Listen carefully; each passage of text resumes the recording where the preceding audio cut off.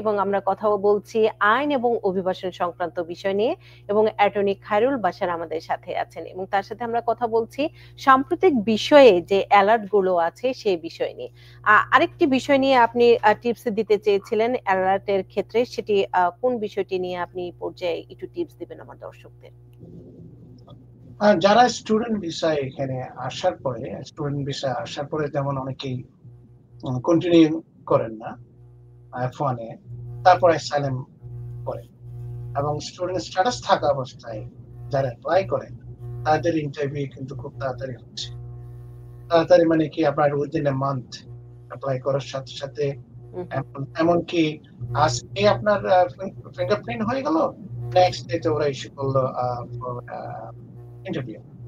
তো এই জন্য যারা করছেন অ্যালার্ট থাকবেন, সাফিসিয়েন্ট এভিডেন্স দিয়ে যাতে করা যায়, নাইলে if you just apply barebone application, অনেকেই জাস্ট বেয়ারবোন আমি বলবো জাস্ট ফর্মটা ফিল আপ করে দেয়, এমনকি কোনো এক্সার্টও থাকে না, কোনো জাস্টিফাইড কোনো থাকে না, বলে যে statement will be provided letter. So this is gonna B A problem, ওদের কোনো ডিনাই হবে রাইট অন স্পট। সো এই জন্য যারা অ্যাপ্লাই করে 589 স্টুডেন্ট যাদের স্পেশালি, বি কেয়ারফুল, এখন খুব তাড়াতাড়ি ইন্টারভিউ হচ্ছে আপনাদের। আর হার্ভার্ড বিশ্ববিদ্যালয়ের ক্ষেত্রে একটি খবর খুব আলোড়ন তুলেছে, বিদেশি শিক্ষার্থীদের ক্ষেত্রে তাদের ট্রাম্প প্রশাসন চাচ্ছে না। তো সেই ক্ষেত্রে আপনার মতামতটি আমি একটু নিয়ে নিতে চাই এই ক্ষেত্রে। Well, it's a First Amendment right infringement by the government. এটা হার্ভার্ড ইউনিভার্সিটি, আপনি তো আপনারা সবাই জানেন, সিএনএন সেই ব্রেকিং নিউজ, রেস্ট্রেনিং অর্ডার আজকে ইস্যু হলো, সাথে সাথে জাজ ইস্যু করছে, the government can't do that, they can stop, ওরা F1 ফরেন স্টুডেন্টদের বন্ধ করতে পারবে না। বন্ধ করা মানেই তো আপনি 30%, 20 to 30% students are foreign students in Harvard out of 24,000 every year. So it's a big chunk of money coming from the foreign students. So এটা আমি জানি না তারা গভর্নমেন্ট এটা কন্ট্রোল করতে চাচ্ছে, তাদের admission policy and governance policy and 5 years of record release করার জন্য গভর্নমেন্টের কাছে, government want to control the Harvard's policy, which is against the First Amendment right. And F1 and J1 visa and M1 visa, these all three visas are affected. And Congressের bypass করে presidential, whatever he can do, a president can do anything, but he say in the eyes of law, I think এটাতে permanent injunction হবে না, এটা infringement of First Amendment rights. তো আমার মনে হয় আমাদের একটু we have to keep our eyes and ear open. So Tuesday এটা ওরাল হিয়ারিং হবে, Tuesday পরে হয়তো বা maybe a permanent injunction হতে পারে, তাহলে government, I think government will going to lose eventually. That's my আপনার মতামতটি আমরা একটু জেনে নিতে চাচ্ছিলাম। আমাদের একজন প্রশ্ন করেছেন শিকদার, তিনি বলেছেন তিনি আমেরিকাতে 6 মাস হলো এসেছেন এবং তার 10 বছরের গ্রিন কার্ড, সোশ্যাল কার্ড এবং বাংলাদেশ পাসপোর্ট সহ সব আছে তার কাছে, এবং তিনি তার ওয়াইফ থেকে 20 দিন আলাদা আছেন এবং তিনি কোনো ডোমেস্টিক ভায়োলেন্সে জড়াননি এবং তার ওয়াইফ ফোন করে বলেছে সে তাকে ডিভোর্স দিয়েছে এবং ফ্যামিলি কোর্টে গিয়েছে। এখন তার প্রশ্নটি হচ্ছে তাকে কি দেশে পাঠিয়ে দিতে পারে, এবং যদি না পাঠায় সিটিজেন পরীক্ষার সময় সমস্যা হবে কিনা? ধন্যবাদ। Divorce, anybody can file a divorce. আপনার 10 years গ্রিন কার্ড যখন হয়ে গেছে, আপনার এগেইনস্টে যদি ডিভোর্স ফাইল করা হয়, so you can retain an attorney, আপনার একজন লয়ার নিয়ে আপনি এটা ফাইট করবেন যদি ফাইট করতে চান।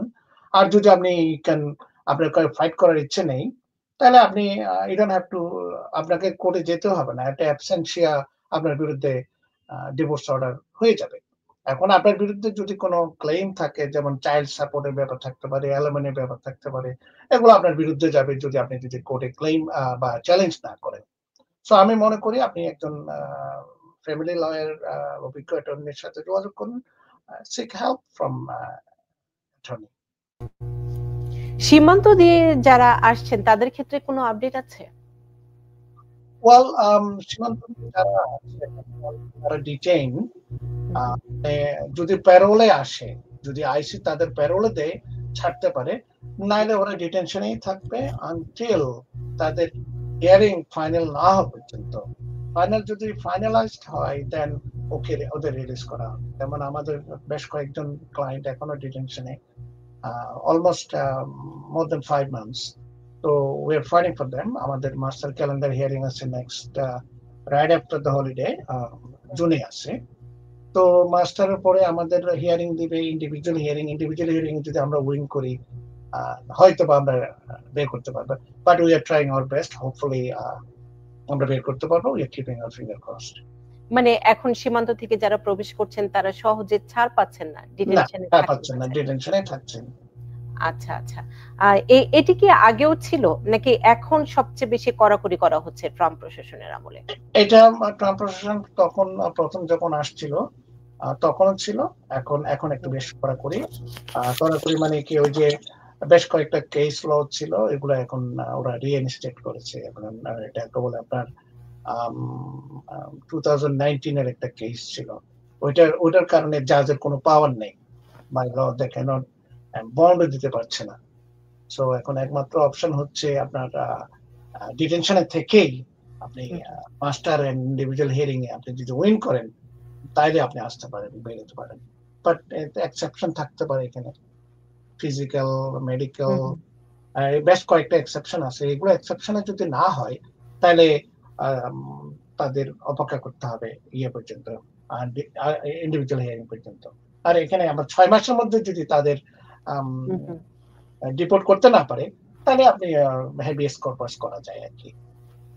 অ্যাসাইলাম কেসের ক্ষেত্রে কি কোনো নেতিবাচক প্রভাব পড়েছে কিনা ট্রাম্প প্রশাসনের আমলে? মানে অ্যাসাইলাম করা, অ্যাসাইলামের রায়গুলো সবকিছু মিলিয়ে আপনার কাছে আমি একটু আপডেট জানতে চাচ্ছি। ওয়েল, অ্যাসাইলামের এসে আমাদের almost couple of million cases আর পেন্ডিং। তো এখন ট্রাম্প অ্যাডমিনিস্ট্রেশনের ইন্টারনাল মেমো হচ্ছে কেসগুলো যত তাড়াতাড়ি পেন্ডিং কেসগুলো করা, ডিসিশনে দেওয়ার জন্য জাজদের ওদের অনেক প্রেশার আছে, জাজরা নিজেরাই প্রেশার আছে। প্লাস বিভিন্ন পলিসি আপনি নিজেরাই তো দেখছেন, অ্যাসাইলাম অ্যাপ্রুভাল রেট বাই জাজেস এন্ড অফিসার্স গত কয়েক মাসে একদম decreasing like this down. So still people are winning.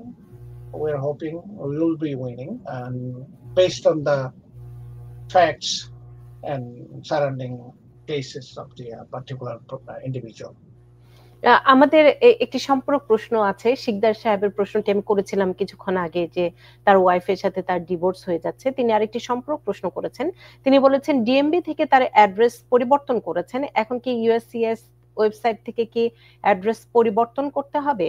আর তার যেহেতু কোনো বাচ্চা নেই, তাহলে কি ফ্যামিলি কোর্টে যেতে হবে কিনা? Well, বাচ্চা না থাকলে, if they have the property থাকলে under the US law, spousal right হচ্ছে 50-50। এখন তার যদি 401k থাকে, সেটাও 50%। তার যদি ব্যাংক ব্যালেন্স থাকে, ওখানেও 50%। এখন if you are willing to 401k O 50-50%? Yeah, 401k তো is a spousal right.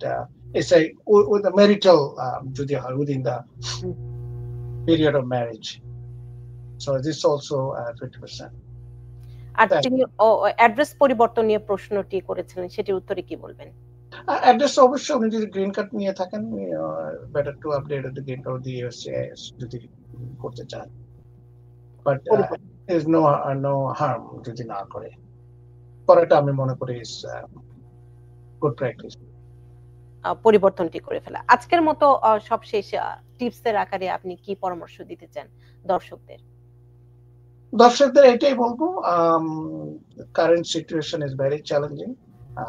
আমরাও এভরিডে চ্যালেঞ্জ, আমরাও হচ্ছে, we have to keep updated to everyday circular, everyday memo. So আমরাও keep up করতে হচ্ছে আমাদের প্রতিনিয়ত। চেষ্টা করি আমরা যতটুকু আপডেট করা যায়। তো ইন দ্য মিন টাইম দর্শকদের বলবো ভালো থাকবেন, আর যারা ইমিগ্রেশনের কোনো প্রবলেমে থাকেন, আপনারা ইগনোর করবেন না। কোনো নোটিশ যদি পান ইগনোর করবেন না।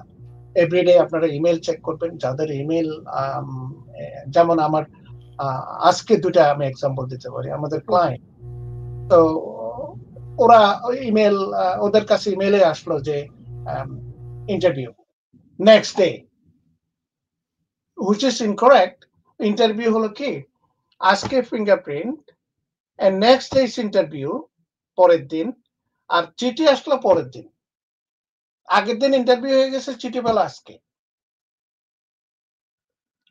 সো দিস ইজ ক্রেজি নাও। ওখানে অনেক ডাটা, ওটা তো সিস্টেমে হচ্ছে সব। So system is crazy. So এরকম অনেকে যদি হয়ে থাকে, বি কেয়ারফুল। আপনারা সাথে সাথে আপনাদের অ্যাটর্নির সাথে যোগাযোগ করবেন, এবং ইন্টারভিউ যদি অ্যাসাইলাম ইন্টারভিউ যদি আপনি মিস করেন, you can reschedule it, you can communicate within 45 days window. So এটা very careful, আপনাদের থাকতেই হবে। আপনার 45 days এর মধ্যে আপনি অ্যাসাইলাম অফিসে যদি ফোন করেন বা চিঠি দেন, you can reschedule it, but you cannot ignore it. Ignore করলে আপনার ডিপোর্টেশন অর্ডার হয়ে যাবে। অসংখ্য ধন্যবাদ। খুব গুরুত্বপূর্ণ এবং খুব আপডেটেড অনেকগুলো তথ্য আপনি দিয়েছেন, সে কারণে অনেক অনেক ধন্যবাদ এবং কৃতজ্ঞতা। আপনাকে আবারও পাবো আর সে প্রত্যাশাটি রইল। এবং অ্যাটর্নি খায়রুল বাশার, আপনি ভালো থাকবেন, সুস্থ থাকবেন। ধন্যবাদ। আপনারা সুস্থ থাকবেন। আপনাদের সাথে অনেক শুভেচ্ছা। এবং একই সাথে দর্শক, আমি বলে থাকি দা নূপুর চৌধুরী শো মূলত তথ্যমূলক অনুষ্ঠান, যেখানে আমরা বিভিন্ন তথ্য উপস্থাপন করে থাকি। একই সাথে থাকে রাজনৈতিক বিশ্লেষণও। এই পর্যায়ে আরো এমন